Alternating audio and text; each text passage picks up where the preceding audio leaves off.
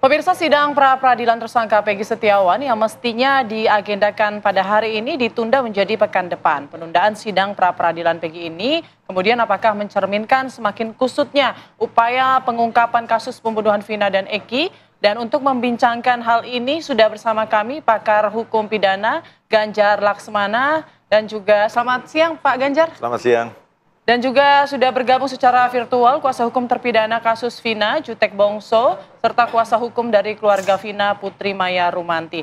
Baik, mungkin saya mau ke Pak Ganjar terlebih dahulu. Ini kan adalah salah satu upaya yang dilakukan oleh kuasa hukum Peggy Setiawan untuk menggugurkan status tersangkanya. Tapi apakah pra-peradilan ini memang bisa menggugurkan status tersangka?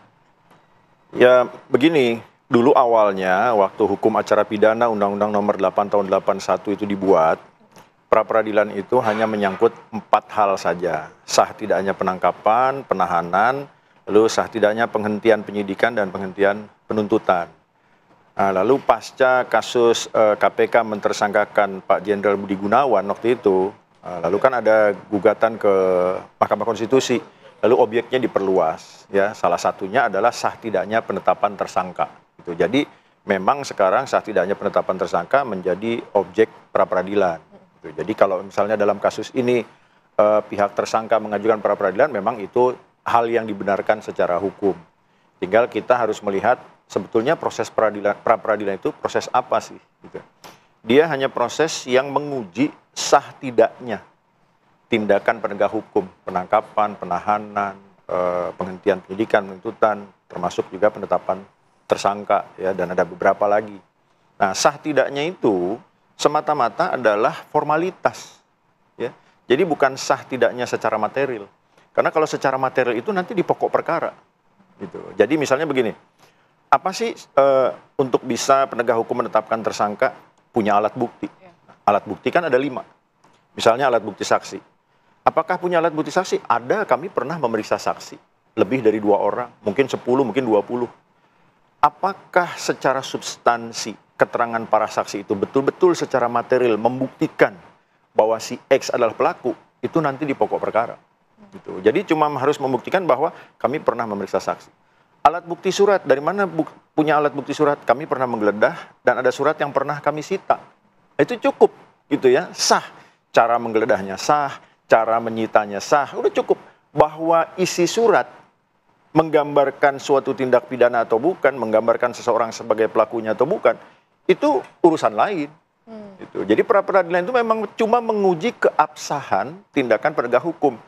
Kenapa diuji keabsahannya? Supaya penegak hukum setidaknya tidak semena-mena menetapkan orang tersangka. Ada proses. Jadi setidaknya gini, secara hukum proses harus benar. Gitu. Bahwa secara substansi ternyata tidak benar, tanda kutip, seorang tersangka akan diuntungkan pada saat pemeriksaan perkara pokok nanti, bahwa ternyata secara material buktinya lemah. Harusnya begitu. Nah, tapi yang terjadi kan begini sekarang ya. Ya, kita sama-sama tahu rahasia umum ya. Seringkali penegak hukum itu lakukan penyelidikan sekian lama dengan alasan punya bukti permulaan yang cukup, naik ke penyidikan. Penyidikan nanti dia menetapkan tersangka. Tidak jarang tersangka itu pakai harus ditangkap, ditahan, agak dramatis gitu ya.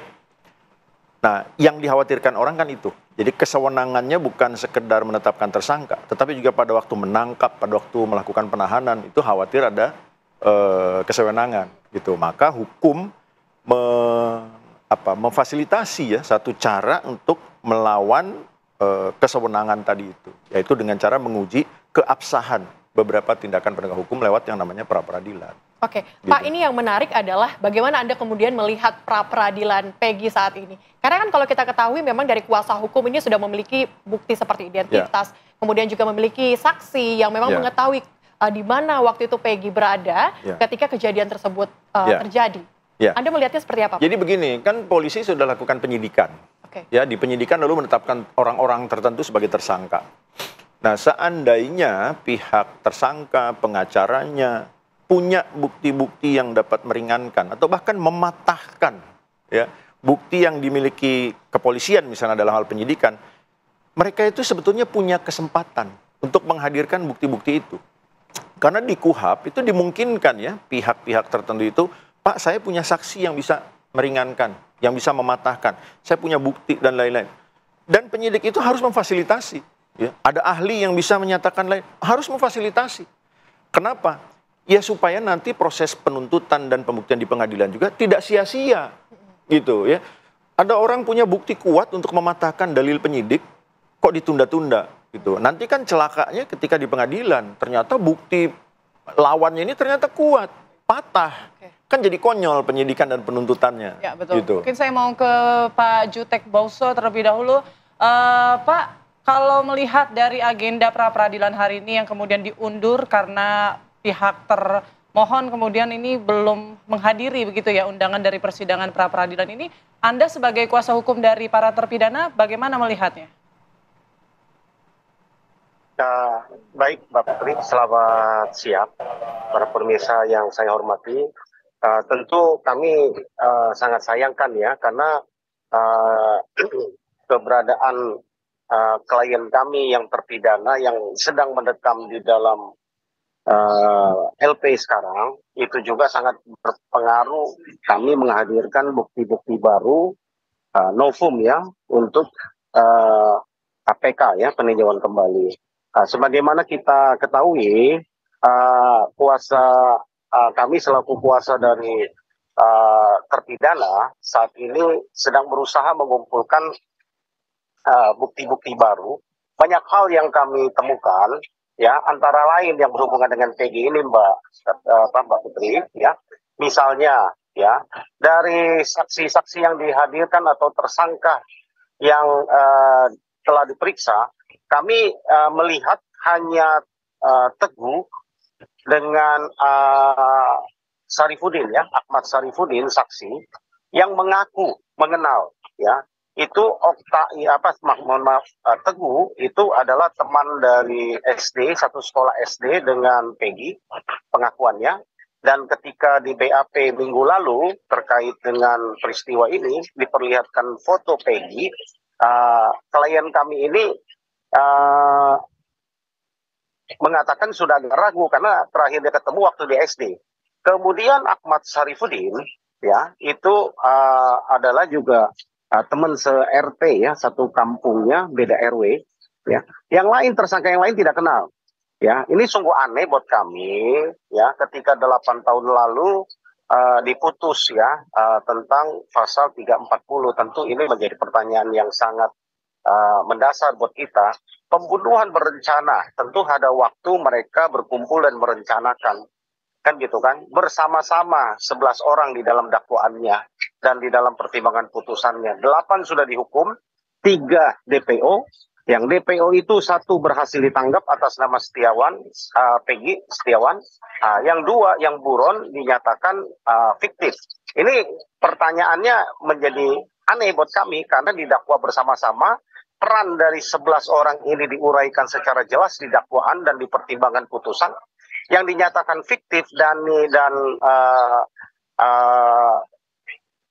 itu 2 orang itu ya itu mempunyai peran membawa memindahkan tubuh gitu kan korban ke flyover gitu kan, bahkan didakwa Andi juga ya, Andi itu bahkan didakwa untuk didakwa memperkosa. Jadi Andi dan Handi ini ya kan mempunyai peran yang signifikan yang dinyatakan fiktif. Ya kan, yang membawa jenazahnya, lalu tuduh menusuk, dituduh memperkosa. Kalau itu dinyatakan fiktif, maka cerita ini kan perlu kita pertanyakan kembali, ya kan? Termasuk Peggy ini juga antara klien kami yang terpidana itu semua hampir ini yang sekarang ditahan itu mengaku tidak kenal kecuali Ahmad Sarifudin dengan Teguh tadi, gitu kan? Jadi ini sungguh aneh buat kami, kapan mereka merencanakannya. Dan motifnya ya, ini juga kita harus menstrianya ini kan harus kita pertanyakan gitu kan di dalam tindak pidana pembunuhan 340 ini pasal 340. Demikian Mbak Putri. Oke, kami akan beralih ke Mbak Putri. Mbak Putri, ini kalau kita lihat memang hari ini termohon tidak hadir ke dalam sidang pra-peradilan dari Peggy Setiawan. Bagaimana kemudian tanggapan dari kuasa hukum dan juga keluarga Vina? Tapi ditahan dulu, akan dijawab sesaat lagi usai jeda. Pemirsa, apa kabar Indonesia Siang masih akan kembali untuk Anda.